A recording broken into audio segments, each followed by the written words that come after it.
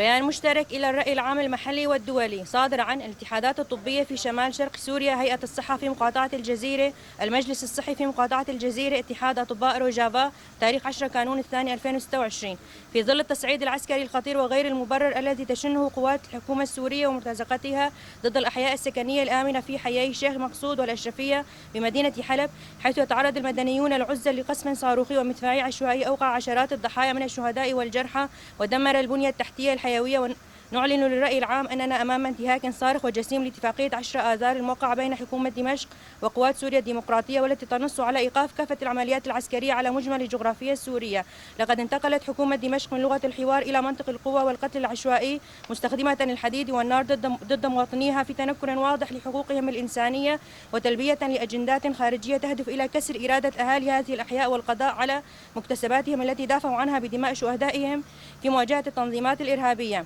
إن الوضع في الحيين يتطور إلى كارثة إنسانية وصحية حقيقية، فالهجمات تستهدف بشكل ممنهج المنظومة الصحية، حيث تعرضت المستشفيات والمراكز الصحية لهجمات مباشرة أفقدتها القدرة على العمل، ويتم فرض حصار مطبق يحول دون وصول الأدوية والمستلزمات الطبية والإسعافية، مما يعرقل عمل فرق الإسعاف في إخلاء الجرحى، وقد نفذت المواد الطبية بشكل كامل.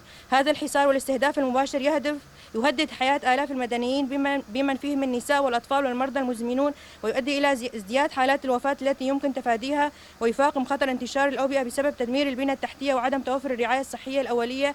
كما يتعرض الكوادر الطبية والإسعافية للخطر أثناء قيامهم بواجبهم الإنساني في انتهاك سافر للحماية الممنوحة لهم بموجب القانون الدولي الإنساني. إن ما يحدث هو جريمة حرب بكل المقاييس. نحمل الحكومة السورية والقوى الداعمة لها المسؤولية الكاملة عن هذه المجازر وعن التداعيات الخطيرة التي تنعكس على المنطقة بأسرها. لذا نطالب كافة الأطراف الدولية والجهات الراعية للاتفاقيات بالتحرك الفوري والجاد لوقف هذه الحرب الهمجية، ونطالب المجتمع الدولي ومجلس الأمن بتحمل مسؤولياتهم الأخلاقية والقانونية في حماية المدنيين وفرض احترام القانون الدولي الإنساني ومحاسبة المسؤولين. كما نناشد المنظمات الدولية والإنسانية وخاصة منظمة الصحة العالمية ولجنة الصليب الأحمر الدولي ومنظمة أطباء بلا حدود ببذل أقصى الجهود العاجلة لإقامة ممرات آمنة تسمح بإدخال الإمدادات الطبية وإخلاء الجرحى وتقديم الدعم العاجل.